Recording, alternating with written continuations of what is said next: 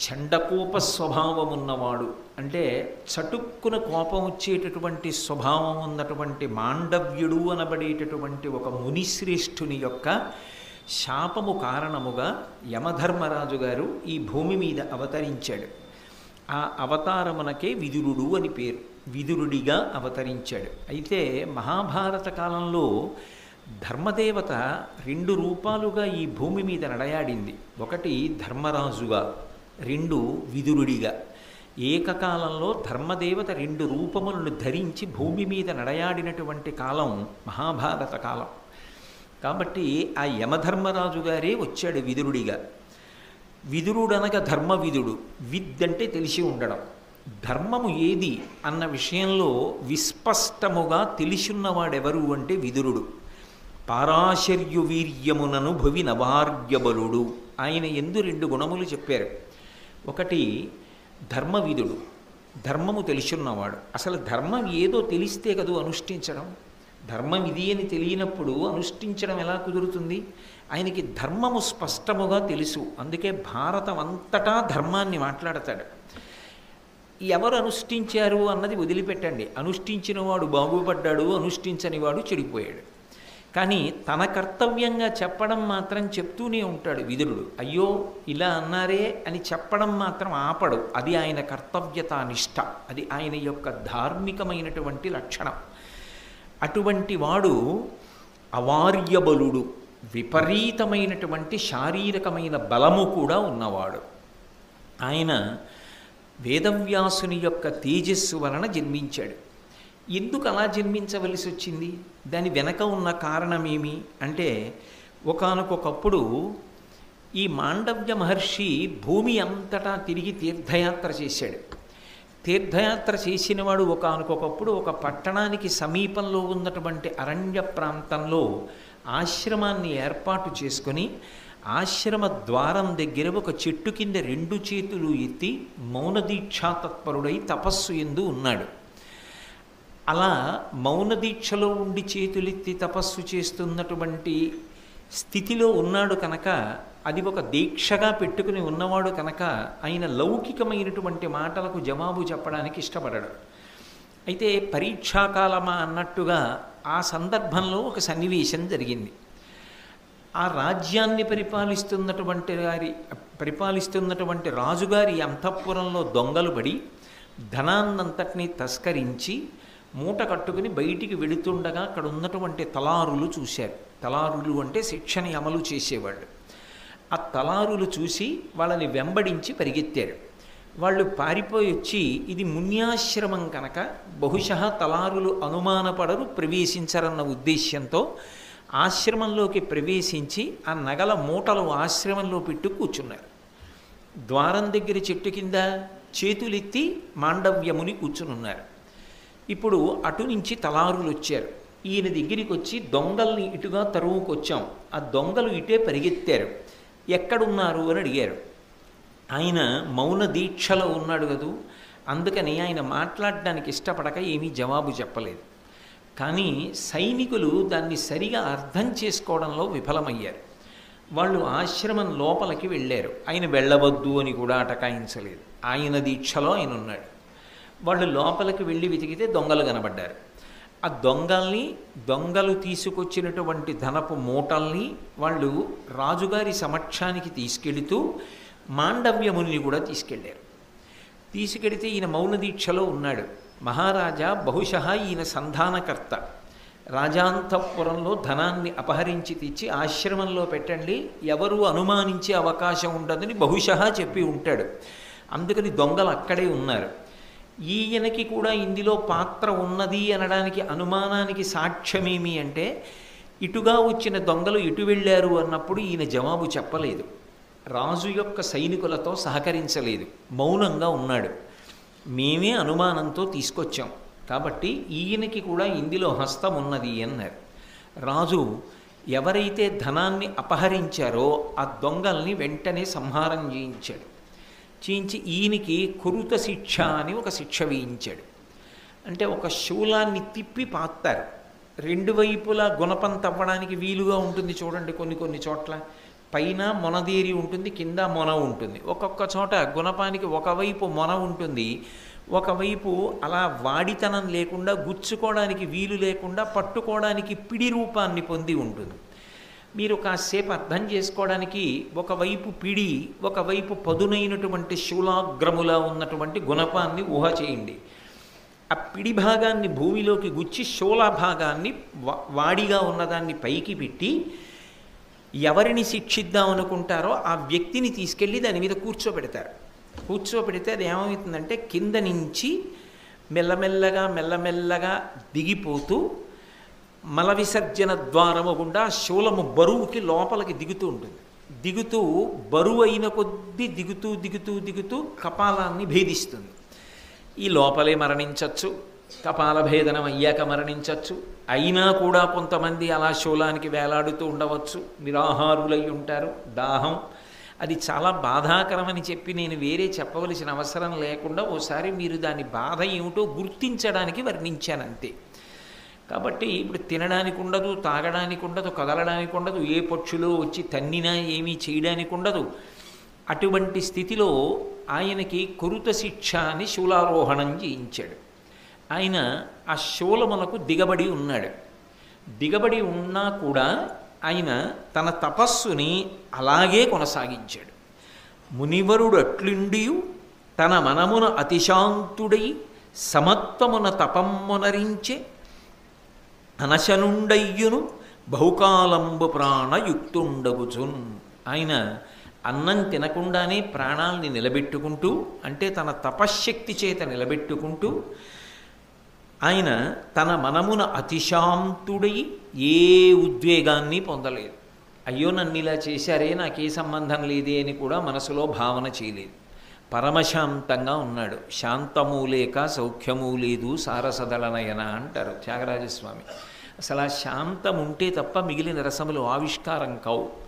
అందుకని పరమశాంత చిత్తుడయి సమత్వమున అన్నిటి యందు సమాన భావన పొందాడు. అంటే తనని శిక్ష వెయ్యడం అనేటటువంటి దాని వెనక కూడా భగవంతుని యొక్క కర్మని చూశాడు. ఈశ్వరుడు ఈ శిక్షని నాకు వేశాడు, దానికి రాజు నిమిత్తం. ఇలా శిక్ష పడడానికి కారణం కర్మ సిద్ధాంతం అనేటటువంటిది సనాతన ధర్మమునకు ప్రాణప్రదం. ఏ కర్మ చేశామో ఆ కర్మ యొక్క ఫలితాన్ని అనుభవించాలి అన్నది. కాబట్టి బహుశः నేను ఏదో కర్మఫలాన్ని అనుభవిస్తున్నాను, దానికి రాజు నిమిత్తమయ్యాడు అని ఆయన ఒకరి యందు భేదబుద్ధిని పెట్టుకోవాలా, ఒకరి యందు ఆదరబుద్ధిని పెట్టుకోవాలా. సమత్వ బుద్ధితో అలాగే కురుత శిక్షని అనుభవిస్తూ ఆయన తీవ్రమైనటువంటి తపస్సు యందు మగ్నమై ఉన్నాడు. ఆ సమయంలో రాజు యొక్క గూఢచారులు ఆ ప్రాంతమంతా తిరుగుతున్నారు. సామ్రాజ్యంలోకి శత్రురాజులైనటువంటి వాళ్ళు సావకాశం చేసుకుని ప్రవేశించడానికి వీలు లేకుండా, అలాగే శత్రుగూఢచారులు రాజ్య రహస్యములను తెలుసుకోవడానికి అవకాశం లేకుండా గూఢచారులు సంచరిస్తూ ఉంటారు. వారితో పాటుగా కొంతమంది సైనికులు పహారా కాస్తున్న వాళ్ళు కూడా ప్రాంతంలో తిరుగుతున్నారు. తిరుగుతుండగా ఒక రాత్రి వేళ బాగా చీకటి పడిన తరువాత కొంతమంది ఋషులు పక్షుల రూపంలో వచ్చారు. అసలు ఈ దేశం ఋషిభూమి. వేదమునకు ఋషులు గొప్ప దార్శనికులు. వాళ్ళే మంత్రద్రష్టలు అంటారు. వాళ్ళు రచయితలు కారు, వాళ్ళు మంత్రములను రచించిన వాళ్ళు కారు. వాళ్ళు తపస్సమాధిలో ఉండగా భగవద్ అనుగ్రహం చేత వాళ్ళకాయా మంత్రములు భాషించాయి, వినపడ్డాయి. ఏ మంత్రము ఏ ఋషికి వినపడిందో ఆ ఋషి పేరు మీదుగా ఆ మంత్రము ప్రఖ్యాతి చెందింది. అందుకే మంత్రద్రష్టలు అంటారు ఋషులు. ఋషులు మనుష్యులుగా జన్మించిన ఋషులకు వేరే తర్పణం ఉంది. మీకు నేను వ్యాస భగవానుడి గురించి చెప్పినప్పుడు చెప్పాను. కృష్ణద్వైపాయనుడి పేరు చెప్పి ఋషిమండలానికి అంతటికీ తర్పణ చేస్తారు. అటువంటి స్థాయిని పొందిన వారు ఋషులు. ఆ ఋషులు వాంగ్మయాన్ని ఇవ్వకపోతే అసలు మనం ఏం చదువుకుంటాం, ఎలా తరిస్తాం? ధర్మం చెప్పిన వాళ్ళు ఋషులు కాబట్టి ఆ ఋషుల యొక్క రుణం తీరాలి అంటే తప్పకుండా జీవితంలో వాళ్ళు ఇచ్చిన వాంగ్మయాన్ని చదువుకోవాలి, వినాలి. ఆ వాంగ్మయాన్ని తనకి శక్తి ఉంటే ప్రవచన రూపంలో 10 మందికి అందించే ప్రయత్నం చెయ్యాలి. అలా శక్తి లేకపోతే ఏమి నష్టం లేదు. ఒక్క భారతం విషయంలో మాత్రం ఒక మినహాయింపునిచ్చారు. ఏ దేవాలయ ప్రాంగణమైనా కూడా భారతాన్ని కనీసం చదవాలి. ఏ దేవాలయ ప్రాంగణమునందు మహాభారతము ప్రవచనమవుతుందో ఆ దేవాలయము యొక్క స్థాయి మిగిలిన దేవాలయముల కన్నా భిన్నము అని ప్రతిపాదించారు. ఎందుకని అంటే అది పంచమ వేదం కనుక ఆ వేదస్వరూపమైనటువంటి భారతాన్ని ఒక దేవాలయ ప్రాంగణంలో ప్రవచనం చేసినప్పుడు వేదం చదువుకోలేకపోయిన వాళ్ళు, వేదాన్ని చదువుకున్నా అర్థం చేసుకోవడం సాధ్యం కాని వాళ్ళు వేదమునందు ప్రతిపాదింపబడినటువంటి విషయాన్ని తెలుసుకుని అనుష్ఠాన పర్యంతంలోకి తెచ్చుకునేటటువంటి అవకాశం ఉంటుంది. కాబట్టి కేవలము భారతాన్ని విన్నంత మాత్రం చేత అంత శక్తిని ఇవ్వగలదు అని. అందుకే వింటే భారతం వినాలి అన్న సామెత రావడానికి కారణం అదే. అందుకే ఒక దేవాలయంలో భారత ప్రవచనం జరిగితే అది అంత గొప్పదిగా, భారతాన్ని చదువుకోవడం అంత గొప్పదిగా, భారతాన్ని వినడం అంత గొప్పదిగా ప్రస్తుతి చేస్తారు. కాబట్టి వేదాంతర్గతమైనటువంటి మంత్రములకు ద్రష్టలైనటువంటి ఋషులు పక్షుల రూపాన్ని ధరించి రాత్రివేళ మాండవ్య మహర్షిని ఎక్కడ కొరుత వేశారో అక్కడికి వచ్చారు. వచ్చి వాళ్ళు ఒక ప్రశ్న వేశారు మహర్షిని చూసి, ఇంత గొప్ప తపస్సు చేస్తున్నావే, నిన్ను ఇంత దారుణమైన శిక్ష వేసినప్పటికీ ఈ స్థితిలో ఉన్నావు, మరి ఇటువంటి తపోనిష్టాగరిష్ఠుడివి, ఇంతటి సాత్విక ప్రవృత్తి కలిగిన వాడివి, నిన్ను ఇలా శిక్షించడానికి కారణం ఏమిటి, అసలు ఇలా నీకు శిక్ష వేసిన వాళ్ళు ఎవరు అని అడిగారు. అడిగితే ఆయన జవాబు చెప్పాడు. సాధారణంగా మనం ఏం ఊహ చేస్తాం, అలాంటి ప్రశ్న వస్తే కాసేపు వెంటనే భారతం చదవడం ఆపి చేతులు అడ్డు పెట్టి ఏం చెప్తారు అని అనుకున్నారనుకోండి. ఏం చెప్తారు, నేనేదో తపస్సు చేసుకుంటున్నానయ్యా, దొంగతనం జరిగింది, ఆ ధనం తెచ్చి దొంగలు నా దగ్గర పడేశారు, నేను చెప్పే అవకాశం లేదు, మౌన దీక్షలో ఉన్నాను, రాజు నాకింతటి క్రూరమైన శిక్ష విధించాడు అని జరిగినది చెప్తాడు అనుకుంటాం. కానీ ఆయన సనాతన ధర్మమునకు ప్రాణప్రదమైన పునర్జన్మ సిద్ధాంతము, కర్మ సిద్ధాంతము మీద ఎంతటి ప్రబల విశ్వాసము కలిగిన వాడంటే ఆయన అన్నాడు, ఎరిగి ఎరిగి నన్నడుగంగనేల దీని సుఖము దుఃఖము ప్రాప్తించు చోట నరుడు తగిలి తన కర్మవశమున తనరుదాన కర్తగా అన్యులకు ఏమి కారణంబు. ఎరిగి ఎరిగి మీకు అన్నీ తెలిసిండి కూడా ఇటువంటి ప్రశ్న అడుగుతారే, ఒకడు సుఖమును పొందితే ఇంకొకడు దుఃఖమును పొందితే, లేకపోతే ఒక వ్యక్తి కొంతకాలం సుఖాన్ని పొంది కొంతకాలం దుఃఖాన్ని పొందితే ఆయన సుఖాన్ని పొందడానికి ఆయన కర్తకాడు, ఆయన దుఃఖమును పొందడానికి ఆయన కర్తకాడు. కర్తకాడు అంటే ఇప్పుడు చేసినవాడు కాదు, సుఖదుఖములను తెచ్చుకున్నవాడు కాడు. గతమునందు జీవుడు చేసినటువంటి పాపపుణ్యములేవో ఉన్నాయి, అవి ఈ జన్మవి కావచ్చు, గత జన్మలలోనివి కావచ్చు. వాటిని లెక్క పెట్టగలిగిన వాడు మాత్రం ఒకడున్నాడు. అంత గొప్పవాడైనటువంటి పరమేశ్వరుడు సర్వజ్ఞుడున్నాడే, అన్నీ తెలుసుకోగలిగినటువంటి వాడు. అటువంటి వాడు ప్రతివారి యొక్క కర్మని దృష్టిలో పెట్టుకుని ఉత్తర జన్మల యందు పునర్జన్మ సిద్ధాంతాన్ని బలపరుస్తున్నాడు. ఉత్తర జన్మల యందు ఆ జీవుడు ఏ శరీరంలో ఉన్నా ఆ కర్మలకు తగిన ఫలాన్ని ఇస్తాడు. దాన్ని సుఖంగా దుఃఖంగా అనుభవిస్తే తప్ప కర్మక్షయము కాదు. ఆ కర్మక్షయమైపోవాలి అంటే సుఖమునో దుఃఖాన్నో పొందాలి. అందుకని నేను ఇవాళ దుఃఖపడుతున్నాను అంటే నా శరీరము దుఃఖపడుతోంది అంటే దానికి కారణం ఏమై ఉండాలి, నేను ఏదో గత జన్మలో చేసినటువంటి పాపకర్మ ఉండాలి. నా పాపకర్మ దానికి కారణం తప్ప ఎవరో కారణమని నేను చెప్పాలని మీరు ఎలా అనుకుంటున్నారు, ఎలా సంభవం అవుతుంది? ఎవరో కారణమని నేను చెప్పినా వాళ్ళు నిమిత్తం అంతే, వాళ్ళ ఆ సమయానికి అలా నిమిత్తం అయ్యారు. యథార్థమునకేది కారణము? నేను చేసిన కర్మ కారణము. కాబట్టి ఎరిగి ఎరిగి తెలిసి తెలిసి తెలియని వాళ్ళు అడిగితే అర్థం ఉంది, బాగా తెలిసున్న ఋషులు మీరు నన్ను ఇటువంటి ప్రశ్నేస్తారే అన్నాడు. వాళ్ళు ఆశ్చర్యపోయి అయ్య బాబోయ్ ఎంత జ్ఞాననిష్టలో ఉన్నవాడరా అని చెప్పి వాళ్ళు వెళ్ళిపోయారు. కానీ అక్కడ తిరుగుతున్నటువంటి సైనికులు కొంతమంది ఈ మాటలు విన్నారు. వాళ్ళు తిన్నగా వెళ్ళి ప్రభువుకి చెప్పారు, ప్రభు మీరు శిక్ష విధించినటువంటి వ్యక్తి సామాన్యుడు కాడు, ఆయన దగ్గరికి ఋషులు పక్షుల రూపంలో వచ్చి రాత్రి ప్రశ్న వేస్తే ఇదిగో ఇటువంటి జవాబు చెప్పాడు. అటువంటి మహానుభావుడికి శిక్ష వెయ్యడం న్యాయమా? ఆలోచించండి అన్నారు. రాజు ఇది తెలుసుకొని ఒక మహాత్ముడు రాజ్యంలో శిక్షింపబడితే అక్కడ లేని ఉపద్రవాలు వస్తాయి కాబట్టి పరుగు పరుగున వచ్చాడు. వచ్చి ఆయన కాళ్ళ మీద పడి క్షమించమని వేడుకొని ఆ శూలాన్ని ఎలాగైనా శరీరంలోంచి పైకి తీసేసే ప్రయత్నం చేశాడు. కానీ ఆ శూలం కొంతమేర ఆయన శరీరంలో దిగబడి ఉండిపోయింది. దాన్ని ఇంకా పైకి లాగలేక ఏం చేశారంటే కొంత శూలభాగం లోపల ఉండిపోయేటట్టుగా మొదలంట నరికేశారు. కాబట్టి కొంత శూలభాగం లోపల ఉండిపోయింది. అలా శూలభాగము ఉండిపోయినవాడు కాబట్టి ఆణిమాండవ్యుడు అని పేరు పొందాడు. అటువంటి మహర్షి ఒకానొక సమయంలో తనకున్నటువంటి తపశ్శక్తి చేత అన్ని లోకముల యందు ప్రయాణం చేస్తూ యమధర్మరాజు గారు ఉన్నటువంటి లోకమునకు వెళ్ళాడు. యమధర్మరాజు గారు తన స్థానంలో కూర్చుని జీవుల యొక్క కర్మలను బట్టి ఫలితములనిస్తూ పరిపాలన చేస్తున్నాడు. ఆయన దగ్గరికి వెళ్ళి ఈయన ఒక ప్రశ్న వేశాడు యమధర్మరాజు గారిని. దండధర, ఇట్టి దారుణ దండమునకు ఏమి దుష్కృతము చేసితి? ఉగ్రుండవయి తగని దండము దండింపంగా బ్రాహ్మణుండ తగునేనన్ను అన్నాడు. దండధర, చేతిలో దండం పట్టుకున్నవాడా యమదండాన్ని పట్టుకుంటాడు కదూ. దండధర, చాలా దారుణమైనటువంటి శిక్షణకు వేశావే అంటే ఇప్పుడు ఆయన రాజుని నిమిత్తంగా పెట్టుకున్నాడు.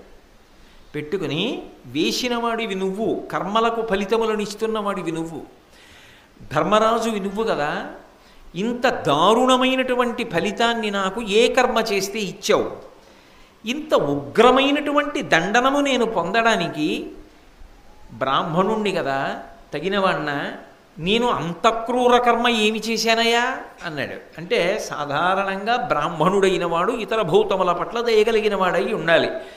ఏ పాపం చేస్తే నాకు ఇంత శిక్ష వేశావు? ఏం చేశాను నేను చెప్పు అన్నాడు.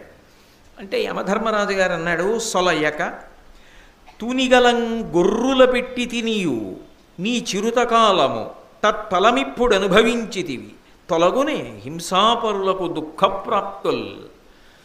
మాండవ్య మహర్షి, నువ్వు నీకు జ్ఞానము ఏర్పడిన తరువాత నువ్వు ఏ తప్పు చేసి ఉండకపోవచ్చు, కానీ నీ చిన్నతనంలో నువ్వు ఒక తప్పు చేశావు. ఏమిటి అంటే ఎగురుతున్న తూనీగా ఎక్కడన్నా వాలితే తొందరగా దొరుకుతుంది. దాన్ని ఏదో కాడలా ఉంటుంది, తోకలా, దాన్ని పట్టుకుంటూ ఉంటారు పిల్లలు, ఆడుకుంటూ ఉంటారు. ఆ తూనీగల్ని పట్టుకునేవాడివి. పట్టుకుని ఇంటికి ఏదో సన్న మేకు లాంటిది ఉంది, అది ఎగిరిపోకుండా ఏం చేసేవాడంటే పట్టుకెళ్ళి ఆ మేకుకి గుచ్చుతూ ఉండేవాడు. ఇలా తూనీగని పట్టుకోవడం, మేకుకి గుచ్చుతూ ఉండడం, ఇది చేసావు చిన్నతనంలో. మరి అది హింస కదా, అది బాధపడలేదా? నువ్వు చేసినది దోషము కదా, దానికి నువ్వు ఫలితం అనుభవించాలి కదా. తొలగుని హింసాపరులకు దుఃఖప్రాప్తుల్. దుఃఖప్రాప్తి కలగకుండా హింస చేసిన వాడు ఎలా తప్పించుకోగలడు? అందుకుని నీకు ఈ శిక్ష వేశాను అన్నాడు. అంటే మాండవ్య మహర్షి ఒక గొప్ప సిద్ధాంతాన్ని తీసుకొచ్చాడు.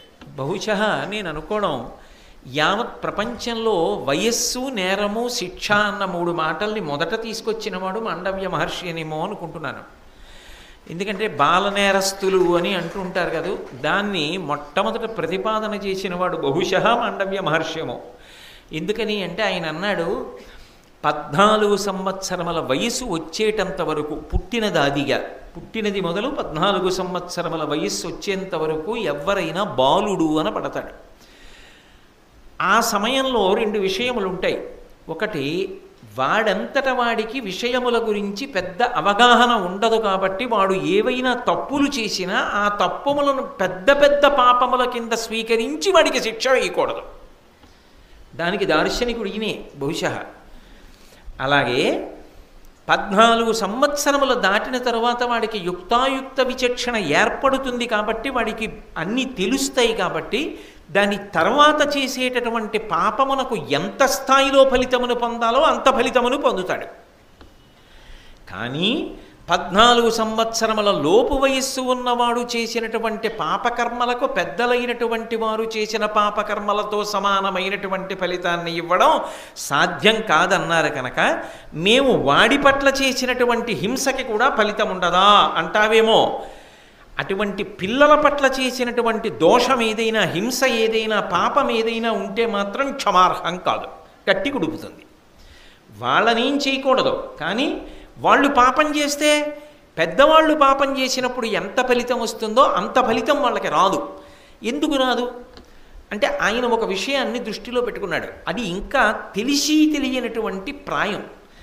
దానివల్ల ఏమవుతుందంటే ఎంతసేపు కూడా మనసులో ఈ పని చేయడం వల్ల నేను సంతోషపడుతున్నానా అన్నదొక్కటే ఆలోచన చేయగలిగినటువంటి లక్షణం ఉంటుంది తప్ప ఇది ఇంత దారుణమైన విషయమో అన్నది అర్థం చేసుకోగలిగినంత శక్తి వాళ్ళకి ఉండకపోయేటటువంటి అవకాశమే ఎక్కువ ఉండవచ్చు.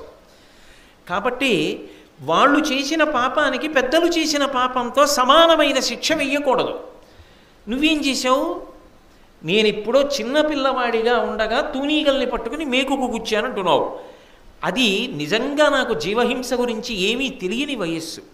బహుశా సమయంలో ఎవరైనా వచ్చి ధూర్తుడా ఎందుకు ఈ పనులంటే నేను చేయకపోయేవాడినేమో, నాకేం తెలియదు. అది అంత బాధపడుతుంది, మనం అలా చేయకూడదు, శాస్త్రం అంగీకరించదు అన్న విషయాలు తెలియనివాడిని. తెలియదు కాబట్టి చేశాను. ఫలితముద్దని నేను అంటలేదు, కానీ ఇంత దారుణమైన శిక్ష వెయ్యకూడదు, దానికి తక్కువ శిక్ష వెయ్యాలి. కానీ నువ్వేం చేశావు? నువ్వు చిన్నతనంలో తూనీగల్ని తీసుకుని మేకుకు గుచ్చావని నన్ను తీసుకెళ్ళి కొరుత శిక్ష వేయించావు. అసలు మొట్టమొదట ఒక మాట అన్నారు కదా, చెండకోపుడైన మాండవ్యమునివరు. ఆయన అవతలవాడు దోషంలో ఉన్నాడు అన్న విషయం స్థిరపడేటట్టుగా అవకాశము కలుగుతోంది అంటే కోపాన్ని తమాయించుకోడు. ఇప్పుడు ఆయన కోపము ఒక రకంగా ఉత్తమ కోపమనే చెప్పాలి. అది ఆయన కోపం దుర్మార్గమైన కోపం అని చెప్పడానికి అక్కడేమీ అవకాశం ఏం లేదు. యమధర్మరాజు గారంతటి వాడు ఒక తప్పు చేశాడు, ఇది మాండవ్య మహర్షి కాబట్టి వెళ్ళి అడిగాడు. అలా అడగలేకపోతే ఎన్ని కోట్ల మంది జీవులు దెబ్బతింటారు? నువ్వు ధర్మరాజువు కదా, నువ్వు ఆలోచించద్దా ఈ విషయం? నువ్వెందుకు ఆలోచించలేదు? ఆలోచించకపోవడానికి కారణం ఏమిటి? కేవలం చేసిన తప్పుకి ఈ శిక్షని వేసేస్తావా? ఇప్పుడు నేను ఒక కట్టడి చేస్తున్నాను. 14 సంవత్సరముల లోపు వారు చేసినటువంటి తప్పు పెద్దలు చేసిన తప్పుతో సమాన ఫలితము పొందకుండుగాక. అంత వ్యగ్రతతో కూడిన తప్పు శిక్ష పడడానికి వీల్లేదు. కానీ నేను ఎలా ఆలోచించానో అలా నువ్వు కూడా ఇతపూర్వమే ఆలోచించి ఉండాలి. నువ్వు అలా ఆలోచించకుండా ఏదో ఇలా చూసి అలా శిక్ష వేసేసి నువ్వు ఈ తప్పు చేశావు ఈ శిక్ష వేసేస్తానంటే దానికి ప్రాజ్ఞుడా, తెలిసి చేశాడా, తెలియక చేశాడా, పరిణతి ఉందా, పరిణతి లేదా, ఇవేమీ పరిశీలించకపోతే ఎలా? అంటే బహుశా ఒక న్యాయమూర్తి తీర్పు చెప్పవలసి వచ్చినప్పుడు మనసులోకి తీసుకోవలసినటువంటి అభిప్రాయములను గురించి కూడా ప్రపంచంలో మొదట స్పృశించినవాడు మాండవ్య మహర్షి. న్యాయము ధర్మము అన్న 2 మాటల మధ్య ఉండేటటువంటి సున్నితమైన సరళరేఖని స్పృశించినటువంటి వాడు కూడా మాండవ్య మహర్షే. లేకపోతే భారతంలోకి ఎందుకు తీసుకొస్తారు వ్యాస భగవానుడు? అంటే ఈ దేశం ఎంత గొప్పదో, ఈ దేశం న్యాయశాస్త్రం ధర్మశాస్త్రం విషయంలో ఎంత గొప్పగా మాట్లాడేదో. న్యాయము గొప్పదా, ధర్మము గొప్పదా అంటే ధర్మమే గొప్పది. ధర్మ చట్టమునందు ఇమడనటువంటి న్యాయము న్యాయమే కాదు. ఎందుకని? నువ్వు ధార్మికంగా ఆలోచన చేస్తే పరిణితిని కూడా దృష్టిలో పెట్టుకోవాలి. పరిణితిని దృష్టిలో పెట్టుకోకుండా ఈ తప్పు చేసిన వాడికి శిక్షేస్తే న్యాయం అన్నావు. న్యాయము ధర్మమునందు ఇమడనప్పుడు ఓడిపోయింది. కాబట్టి ఇప్పుడు నేను కొత్తగా కట్టుబాటు చేస్తున్నా. ఎవరి కోసం? నాలా వచ్చి అడగలేని వాళ్ళ కోసం, లోక సంక్షేమం కోసం ఈ కట్టుబాటు చేస్తున్నాను. ఇక పైన పాటించు. నా విషయంలో తప్పు చేశావు, ఇప్పుడు నేను ఈ కట్టుబాటు చేశాను, నువ్వు అంగీకరించావు, మంచిదే. కానీ జరిగిపోయిన దానికి, నాలా అడగనప్పుడు జరిగిన దానికి నువ్వు కూడా ఏదో ఒకటి అనుభవిస్తే తప్పపోదుగా పాపం. నువ్వు అనుభవించాలిగా. ఏమి నిజమైన ప్రజాస్వామ్యం అంటే అది కదండి. కాబట్టి మాండవ్యుడు అన్నాడు, నీకు కూడా శిక్ష వేస్తాను. ఏమిటో తెలుసా శిక్ష? నీవు మర్త్యలోకమునందు జన్మించు. ఎందుకు మర్త్యలోకంలో జన్మిస్తే ఏమవుతుంది అంటే ప్రాణములు తీయడం ఒక్కటే నీకు తెలుసు. ప్రాణం పోయినప్పుడు పడే బాధ, ఒకడి ప్రాణం పోయినప్పుడు మిగిలిన వాళ్ళ బాధ నీకంతా బాగా తెలియదు. నీ కర్తవ్యతానిష్ట అని చేసుకెళ్ళిపోతున్నావు, తప్పు కాదు. నీ కర్తవ్యం నువ్వు చేస్తున్నావు, అలా చేయవలసిందే. కాబట్టి అదేమిటో తెలియాలి అంటే మర్త్యలోకానికి వెళ్ళు. మర్త్యలోకానికి వెడితే వికారములు ఉంటాయి. పుట్టాడు, ఉన్నాడు, పెరిగాడు, తరిగాడు, మార్పు చెందాడు, నశించిపోయాడు. వీటికి అవకాశం లేని స్థాయిలో ఉన్నవాడివి ఈ వికారములను పొందాలంటే భూమి మీదకి వెళ్ళాలి. అందుకని భూమి మీదకి వెళ్ళు. భూమి మీదకి వెళ్ళిన వాడివి నలుగుడు పడాలి లోపల. ఎంతో పనికి రావలసిన వాడివి అంత పనికి రాకుండా పోవాలి. అది నలుగుడు, అది శిక్ష. దాని కొరకు నీకు ఒక మానసిక శిక్ష వేస్తా. నువ్వు చాలా గొప్పవాడి తేజస్సునందే జన్మించాలి. లేకపోతే పుట్టుకతో ధర్మం అంతా ఎలా తెలుస్తుంది నీకు? మర్త్యలోకంలో మనుష్యుడిగా పుట్టి. అందుకని ఒక మహాతేజోవంతుడి యొక్క తేజస్సు వలన జన్మిస్తావు. కానీ 4వ వర్ణమునకు చెందిన స్త్రీ ఎందు జన్మిస్తావు. కాబట్టి నీకు రాజ్యాధికారం ఉండదు. మీరు ఒక్కటి ఆలోచించండి. నిజంగా ధృతరాష్ట్రుడు అంధుడు. పాండురాజు గారు పాపం చాలా జాగ్రత్తగా రాజ్యమంతా చేసి ధృతరాష్ట్రుడిని సుఖపెట్టాడు. పాండురాజు వెళ్ళిపోయాడు. విదురుడు కూడా గొప్ప ధార్మికుడే కదా. నిజంగా మాట్లాడాలంటే పాండురాజు కన్నా కూడా ధర్మం తెలిసిన్నవాడనే చెప్పవలసి ఉంటుంది.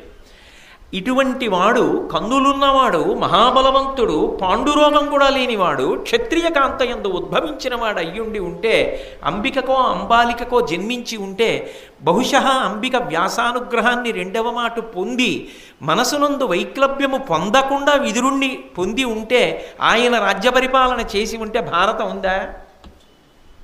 ఇక భారతం లేదు. కానీ ఆయన 4వ వర్ణపు స్త్రీ యందు జన్మించిన కారణం చేత రాజ్యాధికారాన్ని పొందలేకపోయాడు. రాజ్యాధికారాన్ని పొందలేక మంత్రి పదవి యందు నిలబడ్డాడు. ఇన్ని తెలుసున్నవాడు కాబట్టి ధర్మమునకు పెద్దపీట వేసి భీష్మాచార్యుల వారు మంత్రి పదవిలో కూర్చోబెట్టాడు.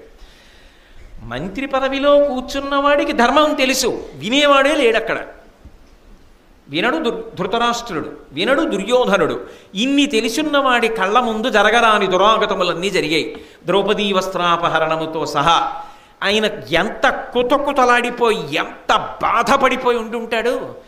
జీవితంలో అన్నిటికన్నా దారుణమైన శిక్ష ఏమిటి అంటే మూర్ఖుడితో వాదించవలసినటువంటి పరిస్థితి సంప్రాప్తమవడం. వాడు ఏ కారణానికి వినడం. ఏం చేస్తావు? నీ కర్మ అని అనుభవించాలి దానివల్ల వచ్చే పరిణామాలు. అంతే జరిగింది విదురుడికి. ఇదే నీకు శిక్ష. కాబట్టి నువ్వు అలా జన్మించు అన్నాడు. అందుకే నేను మీకు విదుర జననమునందు ఒక మాట చెప్పా. మళ్ళీ మీరు ఎప్పుడూ విశాల హృదయులే, పవిత్ర హృదయంతో అర్థం చేసుకోండి. అంబికతో వ్యాసుడు సంగమించి సంతానమును అనుగ్రహించాడు. అంబాలికతో సంగమించి సంతానాన్ని ఇచ్చాడు. అయ్యో అంధుడు జన్మించాడయా, ఇంకొక కుమారుణ్ణి ప్రసాదించమంది సత్యవతీదేవి అంబికకి. అంబిక వ్యాస తేజస్సుని భరించలేక, ఆయన యొక్క రూపాన్ని తట్టుకోలేక తనకి బదులు తన దాసిని నియమించింది. వ్యాసుడికి తెలియదా? తెలుసు. తెలిసి మరి ఎలా సంగమించాడు? ఆమె అంబిక కాదు అని తెలిసి ఎందుకు సంగమించాడో మహాభారతం చిట్ట చివరికి వెళ్ళిపోతూ ఉండగా స్త్రీ పర్వంలో చెప్పాడు ఆ రహస్యాన్ని. ఎవరికి చెప్పాడు? కుంతీ ధృతరాష్ట్రులు ఆశ్రమవాసానికి వెళ్ళిన తర్వాత ఆశ్రమవాస పర్వం, స్త్రీ పర్వం కూడా కాదు, ఆశ్రమవాస పర్వంలో చెప్పాడు. ఏమని చెప్పాడు? మాండవ్యుడిచ్చినట్టి పటుశాపమున శూద్రభావంబు నొందిన ధర్మదేవత బోధ నిర్మలాత్ముడైన అమ్మహనీయుడట్లగు అంబుజాసుని ఆజ్ఞాపనమున విచిత్ర వీర్యు నృపాధీన విశ్యుత క్షేత్రంబునందు ఏను ప్రవర్తింప అధిప కలిగే ధర్మదేవత మారట తనువు సూపే అని చెప్పాడు. చతుర్ముఖ బ్రహ్మగారి యొక్క ఆజ్ఞ ఉంది. ఒక మహాతపస్వి అయినటువంటి మాండవ్య మహర్షి యమధర్మరాజు గారికి శాపం ఇచ్చాడు. అది అబద్ధం కావడానికి వీల్లేదు, అది నిజం అవ్వాలి. కాబట్టి యమధర్మరాజు గారు 4వ వర్ణపు స్త్రీ యందు జన్మించేటట్టుగా ఓ వ్యాసుడా సావకాశమును కల్పించు అని నన్ను ఆజ్ఞాపించాడు బ్రహ్మగారు. బ్రహ్మగారి ఆజ్ఞని ఔదలదాల్చా. ఆయన సృష్టికర్త అంశలో వచ్చినవాడు. ఔదలదాల్చి విచిత్ర వీర్యు క్షేత్రమైనటువంటి అంబిక వలన ఏర్పాటు చేయబడినటువంటి ఒక దాసియందు ప్రవర్తించి ఆమె ద్వారా విదురులకు జన్మనిచ్చాను. దాని వలన ధర్మదేవత శరీరాన్ని పొందిందయా నా తేజస్సు వలన అన్నాడు. అందుకని కారణజన్ములైన వారి జన్మమునకు మహాపురుషుల యొక్క తేజస్సు కదలాలని నేను వ్యాసుల వారి గురించి చెప్పినటువంటి ప్రసంగంలో మీతో మనవి చేసి ఉన్నాను. ఆ విధంగా వచ్చినటువంటి మహానుభావుడు విదురుడు. అందుకని సాక్షాత్ ధర్మదేవతయే ఈ భూమి మీద ఒక సాకారమైనటువంటి రూపాన్ని పొంది నడయాడితే అది విదురుడైంది. అందుకే విదురుడు జన్మతః సమస్తమైనటువంటి ధర్మశాస్త్రములు తెలిసినవాడు. మీరు మహాభారతంలో ఎప్పుడైనా విదురుడు ఏ పని చేసినా కూడా చాలా జాగ్రత్తగా గుర్తు పెట్టుకుని దాన్ని ఎర్రసిరాతో కింద గీత గీసి పెట్టుకోవాలి. ఎందుచేత అంటారేమో, శ్రీరామాయణంలో రామచంద్ర ప్రభువు ఏది చేసినా ఎలా ధర్మబద్ధమై ఉంటుందో, విదురుడు మాట్లాడిన విదురుడు ఏదైనా పని చేసినా మానవాళి జీవితంలో జ్ఞాపకం పెట్టుకుని చేయవలసినటువంటి పని. అందుకే విదురుడి గురించి చెప్తుంటే కృష్ణ భగవానుడంతటి వాడు అంత పరవశించిపోతాట. అందుకే ఒకానొక సమయంలో ఉద్యోగ పర్వంలో దుర్యోధనుడు తన ఇంట భోజనం చెయ్యమని అడిగినా నేను చెయ్యను అని చెప్పి విదురుడి ఇంటికి వెళ్ళి అన్నం తిన్నాడు కృష్ణ పరమాత్మ. అంతటి మహాధర్మమూర్తి. అటువంటి విదురుడు వ్యాసుని యొక్క తేజస్సు వలన శరీరాన్ని పొంది ఈ లోకంలో తిరుగుతున్నాడు మహాభారత కాలంలో. ఆ సమయంలో భీష్మాచార్యుల వారు యోగ్యమైనటువంటి కన్యని వెతికి తెచ్చి విదురుడికి ఇచ్చి వివాహం చేస్తే విదురుడికి కుమారులు సంభవించారు అని సంస్కృత భారతం. అలాగే పాండురాజు గారు శరీరం విడిచిపెట్టిన తరువాత, అంటే ఇవి నేను మనవి చేస్తున్నది మొట్టమొదటి పర్వమైనటువంటి ఆదిపర్వాంతర్గతమైనటువంటి విషయములే. ఎక్కడో శతశృంగ పర్వతం మీద పాండురాజు శరీరాన్ని విడిచిపెడితే ఆయనని మాద్రిని దహనం చేసిన తర్వాత అస్థికల్ని తీసుకొచ్చారు. అస్థికల్ని తీసుకొచ్చిన తరువాత విదురుడు దగ్గరుండి అంత్యేష్టి సంస్కారము తర్వాత జరగవలసినటువంటి ఉత్తర క్రియల్ని జరిపించాడు. అసలు ఒక వ్యక్తి శరీరం పడిపోతే అస్థికలని సంస్కరించడం అంటే ఏమిటి, ఏ ఏ దానాలు చెయ్యాలి, ఎలా పూజ చెయ్యాలి, ఇవి విదురుడు చేసినటువంటివి చదివితే మీరు విన్నారు. కుంతీదేవి గురించి చెప్పినప్పుడు నేను మీకు మనవి చేశాను. కాబట్టి అవి వింటే విదురుడు ఎంతటి ధర్మాత్ముడు అంటే, సనాతన ధర్మమునకు ఇవి ప్రాణప్రదమైనటువంటి విషయములు. ఇక్కడతో జీవయాత్ర అయిపోదు, ఇక్కడతో శరీరయాత్ర పూర్తి కావచ్చు. ఒక 70 ఏళ్ళో 80 ఏళ్ళో 90 ఏళ్ళో 100 ఏళ్ళో బతికిన తరువాత శరీరం పడిపోవచ్చు, జీవయాత్ర పోదు. ఇక్కడి బంధములు తెగిపోతాయి. కానీ ఆ జీవుడు మాత్రం ప్రయాణం చేస్తాడు, మళ్ళీ ఇంకొక శరీరంలోకి ఎడతాడు, మళ్ళీ అక్కడ భార్యాబిడ్డలు ఉంటారు, అక్కడ సుఖాన్ని అనుభవించడానికి మళ్ళీ చేసుకున్నటువంటి పాపపుణ్యములు అవసరమవుతాయి. శరీరము పడిపోయిన తరువాత అంత్యేష్టి నిర్వహింపబడాలి. అందుకు కడుపున కొడుకు పుట్టాలి అని చెప్పి అంత విర్రెక్కిపోతారు. అంత్యేష్టి కార్యక్రమం జరగాలి. ఆ అంత్యేష్టి కార్యక్రమం ఎలా జరగాలి, దాన్ని ఎలా చేస్తే జీవుడు ఉద్ధరణ పొందుతాడు అన్నదాన్ని విదురుడు సశాస్త్రీయంగా పాండురాజు విషయంలో నిర్వర్తించాడు. ఎందుకని, అప్పటికి పాండవులు ప్రాజ్ఞులు కారు, పిల్లలు, వాళ్ళు ఇంకా బాగా శాస్త్రం చదువుకున్న వాళ్ళు కారు.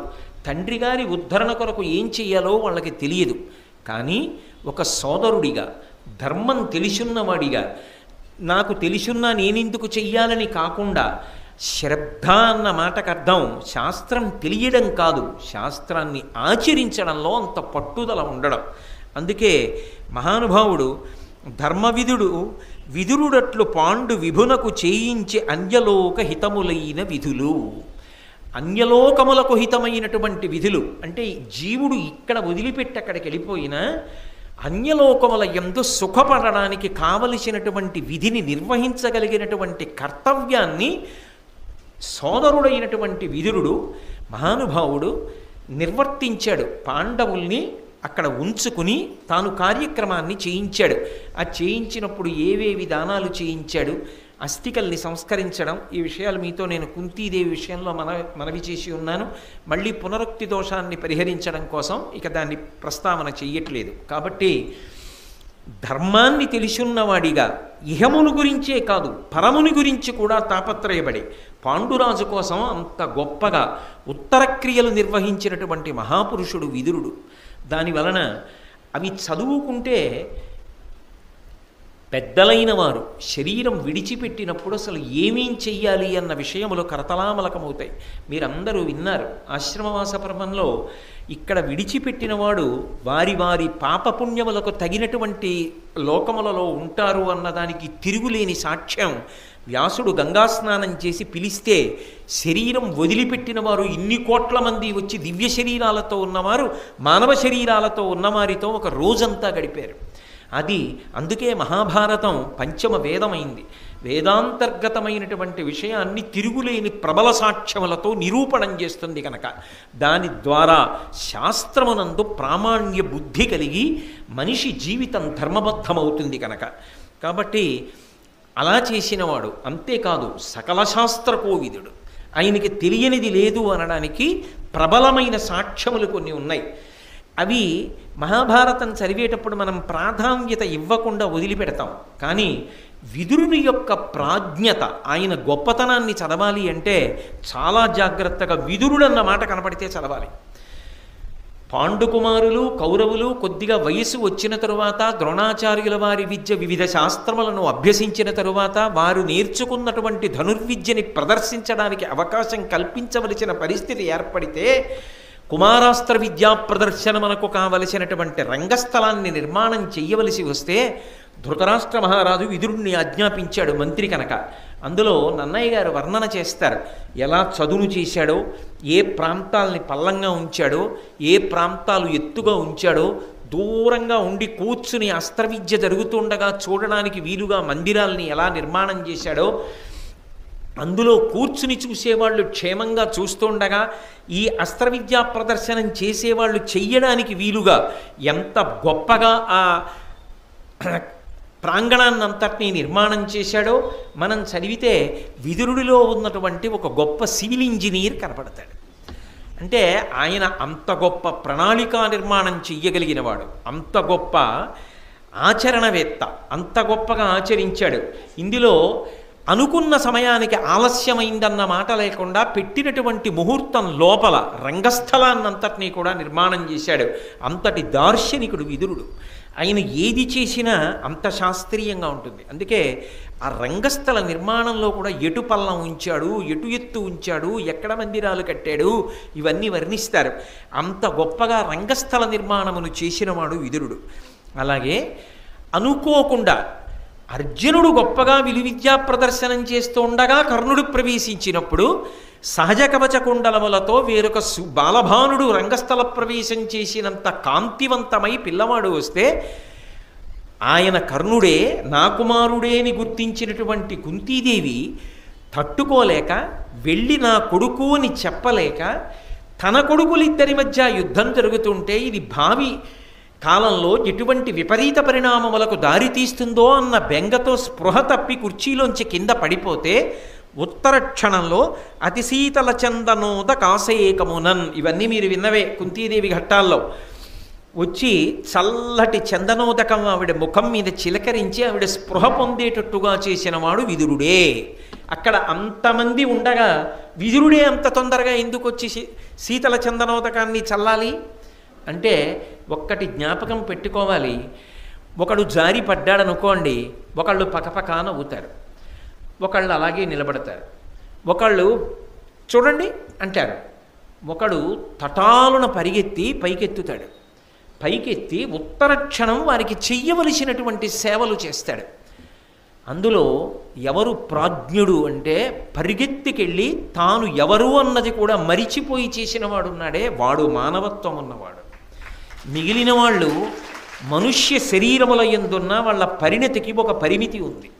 వాళ్ళకి తమ తమ స్థానములు గుర్తొస్తుంటాయి, తమ గొప్పతనం గుర్తొస్తూ ఉంటుంది. అందుకని అన్ని వేళలా అందరికీ ఉపకారం చెయ్యడానికి వాళ్ళు రాలేరు.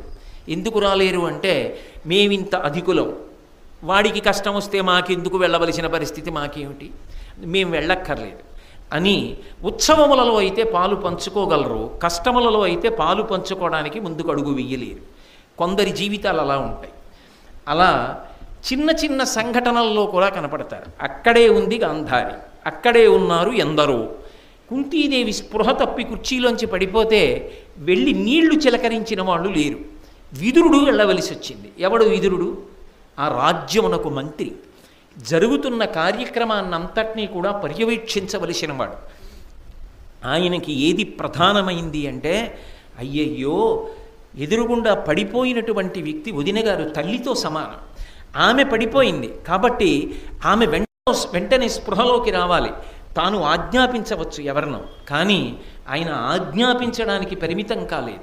ఆయన గబగబా పరిగెత్తి శీతల చందనోదకాన్ని చల్లి పైకెత్తాడు. ఒక మనిషిగా బ్రతకడం అంటే ఏమిటో, అలా బ్రతకలేనప్పుడు అది ఎంత అసహ్యంగా ఉంటుందో మహాభారతం చదువుకున్నా అర్థం చేసుకున్నా తెలుస్తుంది. కాబట్టి విదురుడు ఎవరు అంటే, కష్టంలో ఉన్న వాళ్ళ కోసం తన స్థాయిని కూడా మరిచి ముందుకు రాగలిగిన వాడు విదురుడు. అంతటి మహానుభావుడు. నిజానికి ఇవాళ సేవా కార్యక్రమాలు నిర్వహించేటటువంటి వాళ్ళు ముందు ఎవరి మూర్తిని పెట్టి నమస్కారం చేసి మొదలెట్టాలి అంటే బహుశः విదురుడి యొక్క మూర్తిని పెట్టి నమస్కారం చేయాలి. అంతటి ఆచరణాత్మకమైనటువంటి సిద్ధాంత ప్రజ్ఞ కలిగినటువంటి వాడు. ఏదో నాలా కూర్చుని 10 మందికి చెప్పడం కాదు, చెయ్యవలసి వస్తే అలా చెయ్యగలిగినటువంటి దార్శనికుడు. అలాగే ఒకానొకప్పుడు ధృతరాష్ట్ర మహారాజు దుర్యోధనుడు చెప్పినటువంటి మాటలు విని, ఈ పిల్లలు ఇంత వృద్ధిలోకి వస్తున్నారు, ఈ పాండవులు ఇక్కడే ఉంటే, హస్తినాపురంలోనే ఉంటే, ప్రజల యొక్క అభిమానాన్ని చూరగొంటే, భవిష్యత్తులో వీళ్ల ప్రభుత్వం ఏర్పడితే దుర్యోధనుడు ఎప్పటికీ రాజ్యమును పొందలేడని, పాండవులు ఇంకా ఇక్కడ కీర్తి ప్రతిష్టలను సంపాదించకూడదని, ఎలాగైనా పాండవుల్ని తుదముట్టించాలని, గౌరవం పేరుతో వాళ్ళని సంహారం చెయ్యాలని దుర్యోధనుడు పన్నినటువంటి పన్నాగానికి పెదతండ్రి అయ్యుండి కూడా తల ఊపి వారణావతానికి ఆ 5గురిని కుంతిదేవిని పంపించి అక్కడ మద్ది గుజ్జుతోటి ఆవు నీతితోటి నూనెని కలిపి తయారు చేసి కట్టినటువంటి ఇంటిలో లాక్షాగృహంలో ప్రవేశపెట్టి 6గురిని కాల్చేయడానికి అంత ఘోర కృత్యాన్ని చెయ్యడానికి సిద్ధపడితే, మహానుభావుడు గొప్ప ప్రజ్ఞావంతుడు కనుక ధృతరాష్ట్రుడు అంత తేలికగా ఇంత ఉపకారపు పనులు చెయ్యడే, ఇందులో ఏదో ఉండాలి మర్మమని చెప్పి ఆలోచించినటువంటి ఏకైక వ్యక్తి విదురుడు. పాండవుల యొక్క క్షేమాన్ని కోరినటువంటి మహానుభావుడు విదురుడు. ఎందుకో తెలుసా? లోకంలో మీకు ఒక్క విషయం చెప్తాను, బాగా గుర్తుపెట్టుకోండి. ధర్మాచరణము ఎంత గొప్పదో ధర్మాత్ముల యొక్క రక్షణము అంత గొప్పది. అసలు నిజానికి శంకరాచార్యుల వారు 4 పీఠాలు దీనికోసం పెట్టారంటే ఆ ధర్మాన్ని రక్షించడానికి పెట్టారు. ధర్మము రక్షింపబడితే ధర్మము ప్రచారం అవుతుంది. అసలు ధర్మమునకు రక్షణ లేకపోవడం అంటే ధర్మమును ప్రచారము చేసినటువంటి వాడే క్లిష్ట స్థితిని పొందుతున్నాడు అనుకోండి. అప్పుడు ధర్మ ప్రచారము కష్టమవుతుంది, ధర్మ ప్రచారమునకు ముందుకు రావడం కష్టమవుతుంది. అప్పుడు సమాజమునందు ముందేది భ్రష్టమవుతుంది, ధర్మము భ్రష్టమైపోతుంది.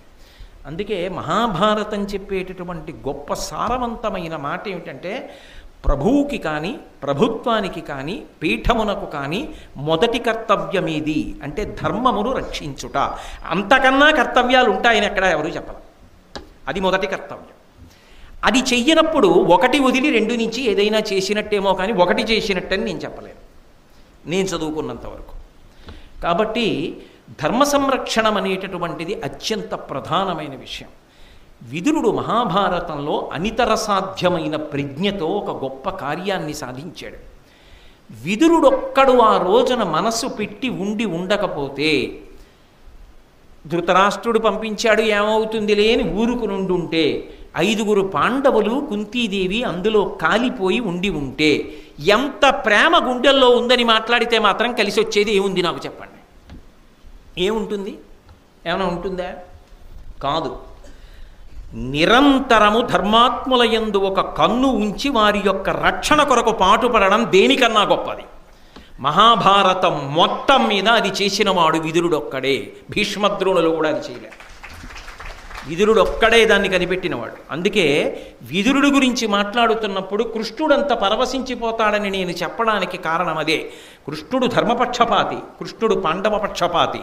నిజానికి కృష్ణుడు భీష్మద్రోణాదులు చేయవలసిన పనిని మొదట చేసిన వాడెవరు అంటే ధర్మమూర్తి అయిన విదురుడు చేశాడు.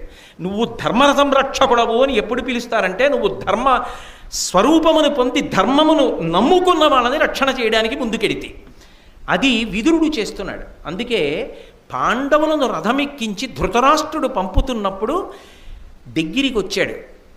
చాలా జాగ్రత్త సుమా అని చెప్పాడు అనుకోండి, వెంటనే మిగిలిన వాళ్ళు వింటారు. మిగిలిన వాళ్ళు వినకుండా పక్కకి తీసుకెళ్ళి చెప్పాడు అనుకోండి, దుర్యోధనుడు వింటాడు. అసలే విదురుడి మీద అనుమానం. విదురుడు ఏదో చెప్పాడని ఆ లాక్షాగృహం నుంచి మార్చే ప్రయత్నం చేస్తాడు. పిల్లలు, తల్లి బడలిపోయి రాత్రి నిద్రపోకూడదు. నిజానికి విశ్రాంతికని పంపించాడు. అరణ్యాల్లోనూ అక్కడ చూడవలసిన ప్రదేశాలు చూసొచ్చి హాయిగా ఆహారం స్వీకరించి పడుకుని నిద్రపోతే ఏ ప్రమాదం ఇప్పుడు ఏర్పడుతుందో అందుకే హెచ్చరిక చేసి ముందు పాండవుల్ని కాపాడుకున్నాడు. సమయోచిత ప్రజ్ఞ. ముందు ధర్మాత్ముల్ని కాపాడాలి. కాపాడితే తర్వాత సమాజము రక్షింపబడుతుంది. కురుక్షేత్రం జరిగిందంటే పాండవులు ఉండబట్టి, వాళ్లే కాలిపోతే లాక్షాగృహంలో ఇక ధర్మం ఎక్కడ రక్షింపబడుతుంది. అందుకే విదురుడు దగ్గరికి వెళ్ళి మ్లేచ్ఛ భాషలో మాట్లాడాడు. అంటే దగ్గర ఉన్న ఎవ్వరికీ కూడా అర్థం కాదు.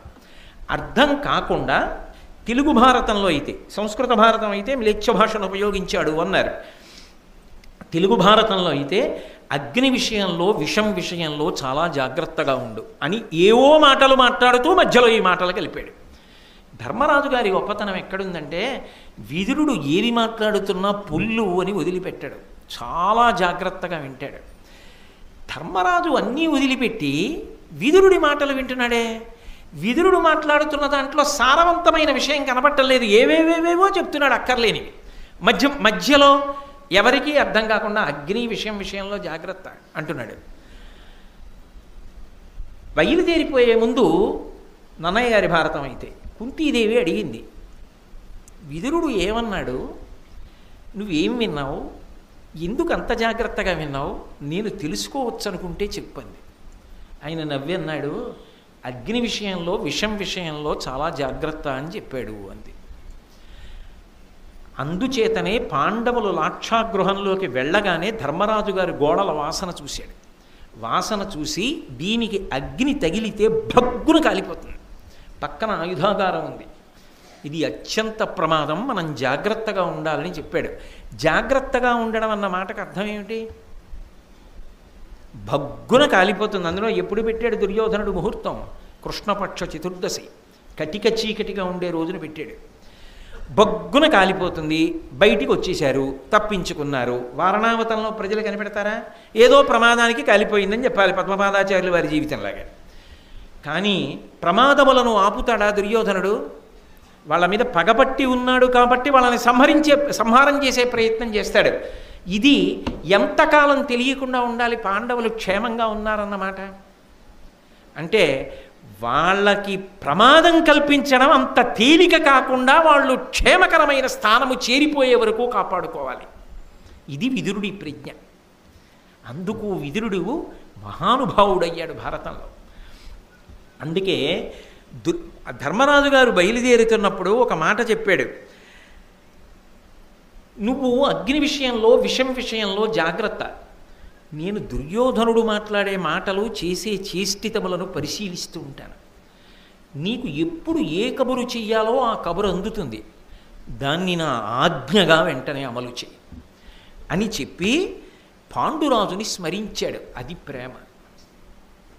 అరే కష్టంలో ఉన్నారే, అప్పుడు స్మరించింది స్మరణ. ఒకడు సుఖంలో ఉన్నప్పుడు స్మరించింది స్మరణ కాదు, ఒకడు కష్టంలో ఉన్నప్పుడు స్మరించాలి. నేను వ్యాసుడి గురించి మీకు మనవి చేసినప్పుడు చెప్పా, ఎన్ని మాటలు వెళ్ళాడు ప్రతి చనిపోయిన ఇంటికి వ్యాసుడి జీవితంలో. ఎంతమంది కష్టంలో ఉన్నప్పుడు వెళ్ళి మాట్లాడాడు. కష్టంలో ఉన్నప్పుడు పలకరించడం చేతకాని వాడిని పూర్ణమైన విషయాలు తెలుసున్నవాడిగా నువ్వు ఎందుకు పరిగణిస్తావు? వాడు చాలా సంస్కారమును పొందవలసిన వాడు. ఇంకా కాబట్టి ఏమైంది, కష్టంలోకి వెడుతున్నారేమో అంటే ఇది చెప్పి పాండురాజు లేకపోబట్టి కదూ ఈ పరిస్థితి ఏర్పడింది. వీళ్ళకి తండ్రి ఉంటే కాపాడుకోడా? ధృతరాష్ట్రుడు కన్నెత్తి చూడగలడా? దుర్యోధనుడు కన్నెత్తి చూడగలడా? ఆ పాండురాజు లేకపోబట్టి కదా అని పాండురాజుని స్మరించి కన్నుల వెంట నీళ్లు పెట్టుకున్నాడు. ఒక వ్యక్తి యొక్క శీల వైభవం, మనిషి మనిషిగా బ్రతకడం అంటే అది.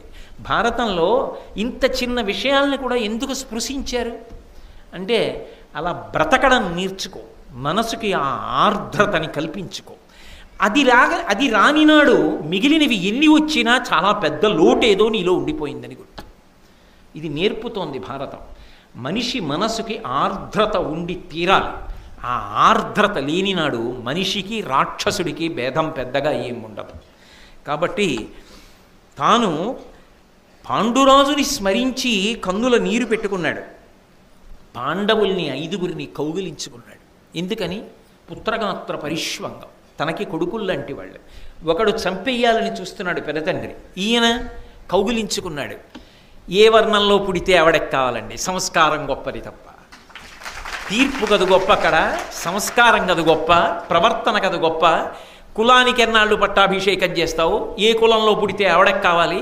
విదురుడు శాపం ఉంది కాబట్టి 4వ వర్ణంలో పుట్టాడు. విదురుడికి ఉన్న ప్రాజ్ఞత, విదురుడికి ఉన్న గొప్పతనం క్షత్రియులైన వాళ్ళకు ఉన్నాయా? అక్కడ లేనప్పుడు అయినా ఏదో కులము కులము కులము అని ఎలా వాళ్ళ గురించి ఎక్కువ చేసి మాట్లాడడం కుదురుతుంది? అంటే అన్యాపదేశంగా భారతం చెప్పేది ఏంటంటే, సాలగ్రామాలు అన్ని చోట్ల ఉండే అవకాశం ఉంటుంది తప్ప ఏదో కులమన్న ముద్ర వేసి కొన్ని చోట్ల ఉండవని సిద్ధాంతం చెయ్యకు. అన్ని చోట్ల ఉంటాయి. అందుకే విదురుడు 4వ వర్ణంలో పుట్టి ప్రకాశించాడు. ఆయనకు అడ్డొచ్చిందా?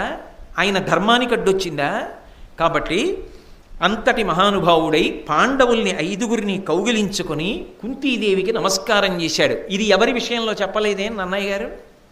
అంటే ఎవడు సంస్కారవంతుడో చెప్తున్నారు. అది నీకు రావాలి, అలా బ్రతకడం నీకు రావాలి. ఒకరి కష్టంలో పాలు పంచుకోవడం ముందు రావాలి జీవితంలో. కాబట్టి కుంతీదేవికి మ్రొక్కి పాండురాజుని స్మరించి పాండవులను కౌగిలించుకొని ఆయన బయలుదేరిపోతుంటే ధర్మరాజు గారితో ఒక మాట చెప్పాడు. నాయన, ఒక్క విషయం చెప్తాను, బాగా స్మరణలో ఉంచుకో. ఎల్ల కార్యగతుల నెరుగుదురు అయినను ఎరుంగ చెప్పవలయునిరిగినంత పనియులేక మిమ్ము బనిచిన కురుపతి హితుండు పోలే మీద నిగ్గుచేయు. పాండవులారా, మీరు అన్నీ తెలుసున్న వాళ్ళే, మీకు చెప్పక్కర్లా. పిల్లలే కానీ పిడుగులు. కానీ చెప్పవలసిన సమయం ఆసన్నమైంది. ఏ పని లేకుండా మిమ్మల్ని వారణావతానికి పంపించట్లేదు ధృతరాష్ట్రుడు. ఇదొక్కటి గుర్తుపెట్టుకోండి. ఏ పని లేకుండా మిమ్మల్ని విశ్రాంతి కోసం అక్కడికి పంపవలసిన అవసరం లేదు. అంటే ఈ పైన ఏం చేస్తాడు? మీద ఎగ్గు చేయు, మీకు ఏదో పెద్ద ప్రమాదాన్ని తీసుకొస్తాడు. ఏ ప్రమాదం వస్తుంది? మీరు పిల్లలు ఏం కనిపెట్టగలరు? ఎక్కడో ఉంటారు. ప్రమాదమునకు కావలసిన వ్యూహము ఇక్కడ రచింపబడుతుంది. మీకు ఎలా తెలుస్తుంది? కానీ తెలియదని మీరు ఊరుకోకూడదు, అప్రమత్తతతో ఉండాలి. ఏమో ఏ క్షణంలో ఏదైనా జరగచ్చు కాబట్టి జాగ్రత్తగా ఉండాలని మీరు గుర్తెరిగి ఉండాలి. నేను ఒక మాట పంపితే మీరు ఉత్తర క్షణం దాన్ని పట్టుకోగలగాలి అని నేను ఎప్పటికప్పుడు కనుక్కుని కబురు చేస్తాను అని మంత్రి కనుక దుర్యోధనుడు ఏ పన్నాగములు వేస్తున్నాడో ఎప్పటికప్పుడు తెలుసుకున్నాడు. తెలుసుకుని పురోచనుడనేటటువంటి వాడిని పంపించి కృష్ణపక్ష చతుర్దశి నాడు లాక్షాగృహాన్ని తగలబెట్టేసేయమని చెప్పాడు. ఇది కనుక్కున్నటువంటి వాడు సంస్కృత భారతంలో అయితే కొన్ని సంకేత పదాలు చెప్పాడు. వెళ్ళిపోయేటప్పుడు ధర్మరాజుతో తాను మాట్లాడుతున్నప్పుడు అక్కరలేని మాటలుగా ఉపయోగించిన కొన్ని మాటలు సంకేతంగా చెప్పి కనకుణ్ణి పంపించాడు. ఎందుకు కనకుణ్ణి పంపాలి? కృష్ణపక్ష చతుర్దశి అని తెలిసిపోయిందిగా. ఆ రోజున అందరూ పడుకున్నాక మీరు బయటికి వెళ్ళిపోండి అంటే సరిపోదా? మీకు ఇందాక చెప్పాగా, లక్క ఇల్లు కాలిపోయింది, పాండవులు బ్రతికే ఉన్నారు. దుర్యోధనుడు ఆపడం, ధృతరాష్ట్రుడు ఆపడం, వాళ్ళ మీద పునఃపునః ప్రయత్నాలు జరుగుతాయి. ఏ కారణం చేతనైనా విదురుడు ఒక్కసారి పసిగట్టడంలో వైఫల్యం చెందాడనుకోండి, ఎంత ప్రమాదకరమైన పరిణామం ఏర్పడుతుంది. ఇక పాండవులు ఉండరు, కుంతీదేవి ఉండదు, పాండురాజు ఎంత ఏడుస్తాడు. అందుకే తన వ్యూహము ఎంతవరకు ప్రశాంతంగా అమలు చెయ్యబడాలి, నిశ్శబ్దంగా అమలు చెయ్యబడాలంటే వాళ్ళ వైపు కన్నెత్తి చూడ్డానికి భయపడాలి. అంత బలాన్ని వాళ్ళు సమకూర్చుకోవాలి. అప్పటి వరకు ఇది రహస్యంగానే ఉంచాలి, పాండవులు క్షేమంగా ఉన్నారని. క్షేమంగా ఉన్నారన్న విషయం రహస్యంగా ఉండాలని కనకుణ్ణి పంపాడు. ఆయన ఏం చేశాడు? సొరంగానికి 2 వైపులా మార్గం ఉండేటట్టుగా లోపల నుంచి బయటికి తవ్వాడు అరణ్యంలోకి. ఇప్పుడు ఇక్కడ తప్పించుకుంటే అక్కడ బయటికి ఎడతారు. బయటికి ఎడితే పాండవులు చనిపోయారనుకుంటారు. ఎందుకంటే మీకు నేను చెప్పాను, కుంతీదేవి గురించి చెప్పినప్పుడు, బోయకాంత 5 కొడుకులతో పడుకుంది, దైవఘటన. ఈశ్వరుడు ఉంటాడు ధర్మాత్ముల్ని కాపాడడానికి ఎప్పుడు. కాబట్టి ఆ 6 కాలిపోయారు, పాండవులు కాలిపోయారనుకున్నారు. కనకుడు ఏం చేశాడు? సొరంగంలో తప్పించుకున్నారని దుర్యోధనుడికి అనుమానం రాకుండా వాళ్ళ యొక్క శవాల్ని వెతుకుతున్నటువంటి పద్ధతిలో వెతుకుతున్నట్టుగా నటిస్తూ సొరంగ ద్వారాన్ని బూదితో కప్పేశాడు. పాండవులు ఏం చేశారు? అతి కష్టం మీద నడవలేని కుంతిని మెడ మీద వేసుకుని పాండవుల్ని తన బాహుమధ్యంలో ఇరికించుకుని భీముడొక్కడే ఇరుకైన సొరంగంలో అవతల ఒడ్డుకి చేరాడు. చేరేటప్పటికి అమావాస్య తిథి. అమావాస్య నాటి రాత్రి భాగీరథిని తరించి అని రాశారు నన్నయ్య గారు. గంగ దాటారు అని రాశారు. సంస్కృత భారతంలో విదురుడికి సంబంధించి ఇంకొంచెం వివరణ ఉంది. యంత్రము చేత నడిచేటటువంటి ఒక నావని తీసుకుని ఒక వ్యక్తి వచ్చాడు. ఎలా పెడతారు? గంగను ఎలా దాటుతారు? కుంతిదేవి ఈత్తుందా? అక్కడే ఉంటే ఎంత ప్రమాదం? ఎవరైనా పసిగడితే పాండవులు కుంతి బతికున్నారని పరమ నిశ్శబ్దంగా మట్టు పెట్టిస్తాడు దుర్యోధనుడు. కటిక చీకటి. ముందు రోజు కృష్ణపక్ష చతుర్దశి అంటే మరునాడు అమావాస్య కదా. అమావాస్య చీకట్లో గంగానది నీటిని దాటి ఎలా వెడతారు? అసలు అరణ్యానికి వెళ్ళాలి. అలా వెళ్ళేటప్పుడు ధ్వజయంత్రములతో కూడుకున్నటువంటి ఒక నావని పంపించాడు. ఆ వచ్చినటువంటి వ్యక్తి ధర్మరాజు గారి దగ్గరికి వెళ్ళి ఆయనకి మాత్రమే అర్థమయ్యేటట్టుగా క్షక్షగ్న శిశిరఘ్నశ్చ అన్నాడు. ఇవి తెలుగు భారతంలోంచి కాదు, నేను కొంత సంస్కృత భారతంలోంచి అన్వయం చేస్తున్నా. ధర్మరాజు గారు మిగిలిన తమ్ముళ్ళు కుంతీదేవి బయలుదేరుతున్నప్పుడు సంకేత భాషగా విదురుడు మాట్లాడిన కొన్ని మాటలు, ఆ మాటలు ఇప్పుడు ఈ పడవ తోసేవాడు మాట్లాడాడు అంటే విదురుడు పంపించాడని గుర్తు. లేకుండా పడవ ఎక్కితే ఏమో దుర్యోధనుడు పంపించిన నావే అయితే మధ్యలో తోసేస్తే, విదురుడు పంపించాడని గుర్తు. ఎక్కారు. ఎక్కి ఆవలి ఒడ్డుకు వెళ్ళిపోయారు. వెళ్ళిపోయాక ఏమయ్యారు విదురుడికి తెలుసా? తెలియదు, ఆయనకి తెలియదు. క్షేమమైన చోటుకి వెళ్ళిపోయారా లేదా? వెళ్ళిపోయారు. జరగరాని కార్యం ఒకటి జరిగింది హస్తినాపురంలో. ధృతరాష్ట్రుడు విదురుడి పర్యవేక్షణలో కుంతీదేవికి పాండవులకి శ్రాద్ధకర్మ చేశాడు. నువ్వులు నీళ్లు వదిలేడు. విదురుడు బాధ దిగమింగుకొని ఊరుకున్నాడు. చెప్పలా. ఎందుకు చెప్పలా? ఇదొక అకృత్యం, బ్రతికున్న వాళ్ళకి జరుగుతోంది. కానీ వాళ్ళు బ్రతికున్నారని చెప్తే ఇది నిజంగా జరగవలసి వస్తుంది కాబట్టి చెప్పను. తనకి తెలిసున్న దొంగ ఏడుపు ధృతరాష్ట్రుడు ఏడుస్తుంటే తెలిసి విదురుడు కూడా దొంగ ఏడుపే ఏడ్చాడు. మరి ఇక్కడ అసత్య దోషం రాలేదా అంటే, పాండవులు పరమధర్మాత్ములైన వారి ప్రాణములను రక్షించడం కన్నా గొప్ప సత్యం, గొప్ప పుణ్యం లోకంలో ఇంకోట్లేదు. ఆ పుణ్యకార్యమునందు ఒక చిన్న అపుణ్యము జరగరానిదే జరిగినా దాని వలన వచ్చిన నష్టం ఏమీ లేదు. ఇంతకన్నా గొప్ప పుణ్యం లోకంలో ఉండదు. అందుకే అది చేస్తానన్నాడు. అందుకే తాను బయటపడలేదు, తాను చెప్పలేదు, తాను నిశ్శబ్దంగానే ఉన్నాడు. జరగవలసినది జరిగిపోయింది. పాండవులు వెళ్ళిపోయారు. అక్కడి నుంచి అరణ్యంలోకి వెళ్ళిపోయారు. ఆ తర్వాత ఏమైందో మీకు తెలియదా? మీకు అందరికీ తెలుసుగా. కుంతీదేవి కథ విన్నప్పుడు విన్నారుగా. అక్కడి నుంచి ఏకచక్రపురానికి వెళ్ళారు. బకాసురుణ్ణి చంపారు. అరణ్యంలో ఉండగానే హిడింబాసురుణ్ణి చంపారు. హిడింబని పెళ్లి చేసుకున్నారు. హిడింబ ఘటోత్కచుణ్ణి కంది. శాలిహోత్రుని ఆశ్రమంలో ఉన్నారు. ఆకలి దప్పులు లేని సరోవరంలో నీళ్లు తాగారు. చెట్టు కింద ఉన్నారు.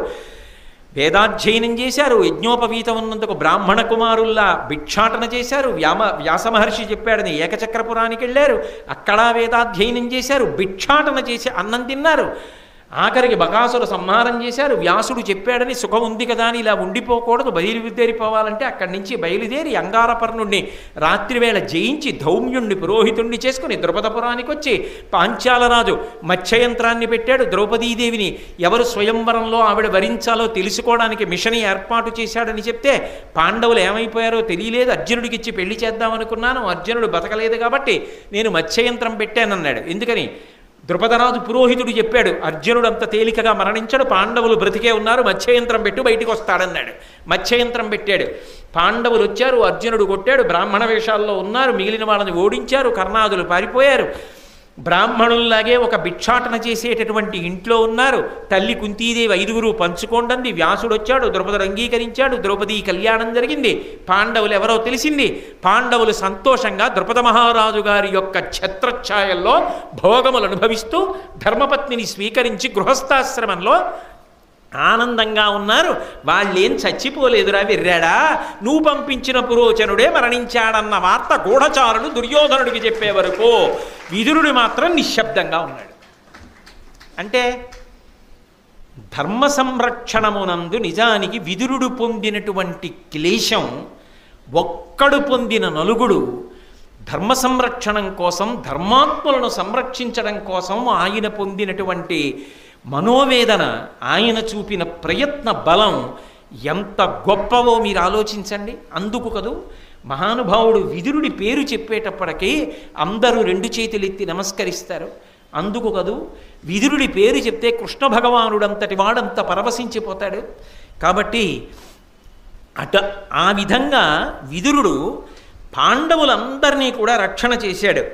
అయితే విచిత్రం ఏమిటంటే ద్వాపరయుగం చివరి దగ్గరికి వచ్చేటప్పటికీ వ్యాస భగవానుడు వేదాంతర్గతమైనటువంటి 3 రుణములనే కాకుండా 4వ రుణాన్ని ప్రతిపాదన చేశాడు. ఇది వ్యాసుడు మొట్టమొదట ఆచరించి చూపించాడు. ఎందుకని అంటే మీరు వ్యాసుడి గురించి విన్నప్పుడు విన్నారు, ఎక్కడెక్కడ కష్టం వస్తుందో అక్కడక్కడ ముందు పెడతాడు వ్యాసుడు. ఒక ఉత్సవం జరుగుతున్నప్పుడు వ్యాసుడు వెళ్ళాడా వెళ్ళలేదా వదిలిపెట్టండి. ఒక పుణ్యకార్యం జరుగుతున్నప్పుడు వ్యాసుడు వెళ్ళాడా వెళ్ళలేదా వదిలిపెట్టండి. కష్టం వచ్చింది అక్కడ వ్యాసుడైనా ఉంటాడు, కృష్ణుడైనా ఉంటాడు, విదురుడైనా ఉంటాడు. చాలా చోట్ల కృష్ణుడు విదురుడు ఉంటారు. ఉంటే ఇంకా వ్యాసుడు ఉండడు, ఎందుకంటే కృష్ణుడు ఉన్నాడు. కృష్ణుడు లేకపోతే వ్యాసుడు ఉంటాడు. వ్యాసుడు కృష్ణుడు కూడా లేకుండా విదురుడు ఒక్కడే ఉంటే సంఘటనని ఆపలేడేమో, కానీ అది పెద్ద ధర్మాన్ని ఆవిష్కరించడానికి కారణమవుతుంది. ఆ విషయాలు ఇతర ప్రసంగాల్లో మీరు ఎక్కడ ఒక్కడ చూద్దురు కానీ. కాబట్టి ఎక్కడ కష్టం ఉంటే అక్కడికి వ్యాసుడు వెడతాడు. తాను ప్రతిపాదించిన 4వ రుణాన్ని తానే తీర్చి చూపించాడు. మళ్ళీ 2వ వాడు అలా తీర్చుకున్నవాడు ఎవరు అంటే పాండురాజు. అందుకే అంతటి ధర్మాత్ములైన కుమారులను పొంది ఎప్పటికీ శాశ్వతమైన కీర్తి ప్రతిష్టల్ని పొందాడు. 3వ వారెవరు అంటే విదురుడు ఆ పని చేశాడు. ఏది 4వ రుణం అంటే వేదము చేత ప్రతిపాదింపబడిన రుణములు 3. యథార్థమునకు పితృరుణము, ఋషి రుణము, దేవరుణము అని 3 రుణములు. పితృరుణం దేని చేత తీరుతుంది అంటే తండ్రి తనను కన్నట్టే తాను కూడా సంతానమునకు జన్మనివ్వాలి. అలా జన్మనిస్తే తాను పితృరుణం నుంచి విముక్తుడవుతాడు. 2వది ఋషి రుణం. ఋషులు మనకి ధర్మం చెప్పడం కోసం మనం విశాలమైనటువంటి హృదయం కలిగి సమాజము యొక్క వికసనము కొరకు, సమాజ హితము కొరకు ప్రవర్తించడానికి వీలుగా మనకి ఎంతో వాంగ్మయాన్ని ఇచ్చారు.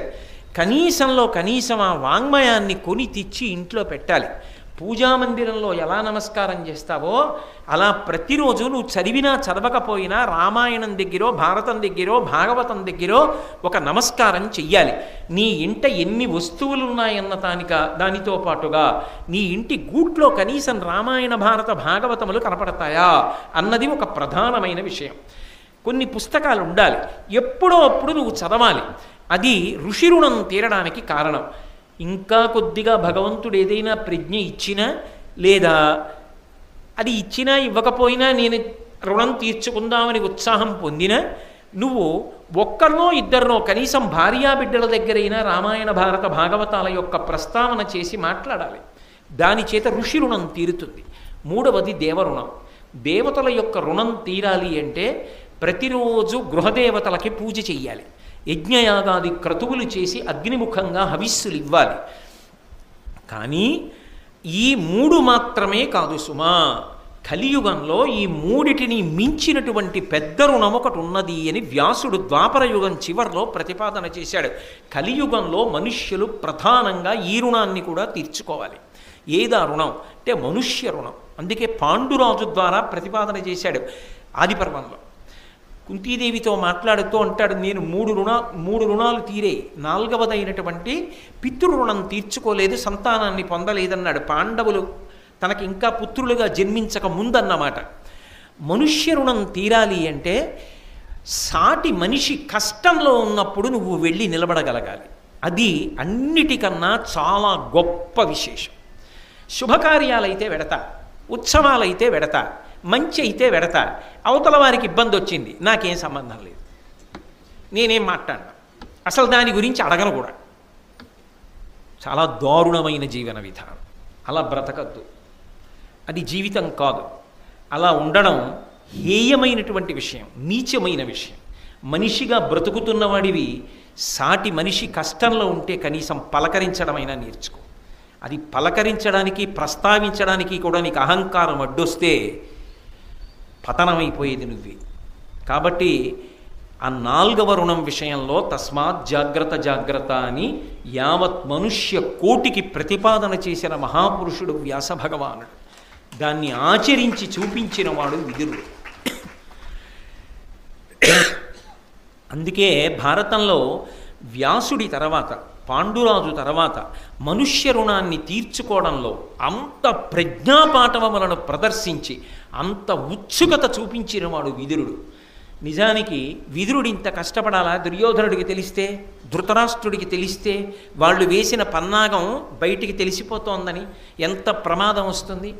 తండ్రి లేని పిల్లలే, ధర్మం కాపాడపడాలే, వీళ్ళు మాత్రం తన పిల్లల కిందకి రారా?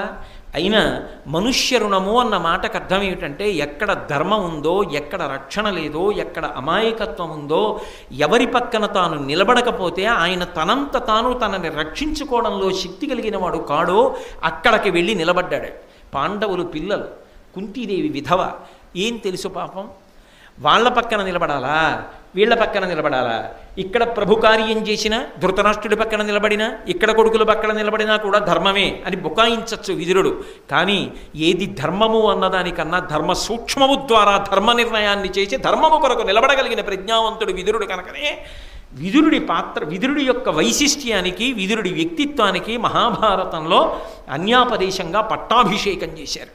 ఆయన చక్రవర్తి కాకపోవచ్చు, కానీ గుణముల చేత పట్టాభిషిక్తుడు, మహానుభావుడు. అందుకే వ్యాసుడంతటి వాడు విదురుణ్ణి పుత్ర అని పిలుస్తూ ఉంటాడు భారతంలో. అటువంటి సమున్నతమైన స్థాయికి చేరాడు. కృష్ణ భగవానుడంతటి వాడు పరవశించిపోతాడు విదురుడి పేరు చెప్తే చాలు. కనుక అటువంటి విదురుడు అనితర సాధ్యమైన కార్యాన్ని సాధించాడు. నేను ఎందుకు ఒక్క విషయాన్ని 10 మార్లు నొక్కి చెప్తున్నాను అంటే, మహాభారతాన్ని ఒక వ్యక్తిపరంగా నేను పరిశీలించడానికి, సాహసం చేయడానికి కారణం, దాని ద్వారా జీవితంలో మనం ఏది నేర్చుకోవాలో అది నేర్చుకుని అనుష్ఠాన పర్యంతంలోకి తెచ్చుకోవాలన్నది నా తాపత్రయం. యథార్థానికి ఈ మనుష్య రుణం లాంటి వాటి విషయంలో నాకన్నా 1,000,000 రెట్లు పైనున్నవారు మీ అందరూ. నేను స్వార్థపరుణ్ణి, నేను అటువంటివి చేసి ఉండకపోవచ్చు. కానీ మహాభారతాన్ని మీకు చెప్పడం అన్న పేరుతో నేను నేర్చుకోవడం నా ప్రధాన కర్తవ్యం. అంతేగాని మీరు చెయ్యని వారు మీకు చెప్పాలన్నది నా ఉద్దేశ్యం కాదు. కాబట్టి అంత గొప్పగా మనుష్య రుణం గురించి ప్రతిపాదించాడు, ఆచరించాడు, చూపించాడు వ్యాసుడు చెప్పిన దాన్ని. ఇక ఎప్పుడైతే ద్రుపద మహారాజు గారికి పాండవులు అల్లుళ్ళైపోయారని తెలిసిందో, ద్రౌపదీదేవికి 5గురు భర్తలయ్యారని తెలిసిందో, మత్స్యయంత్రం కొట్టినవాడు అర్జునుడే అని తెలిసిందో, కర్ణాదులను ఓడించి తరిమి కొట్టిన వాళ్ళు పాండవులే అని తెలిసిందో, ఇప్పుడు పాండవులకి యజ్ఞకుండము నుంచి ఆవిర్భవించినటువంటి దృష్టద్యుమ్నుని యొక్క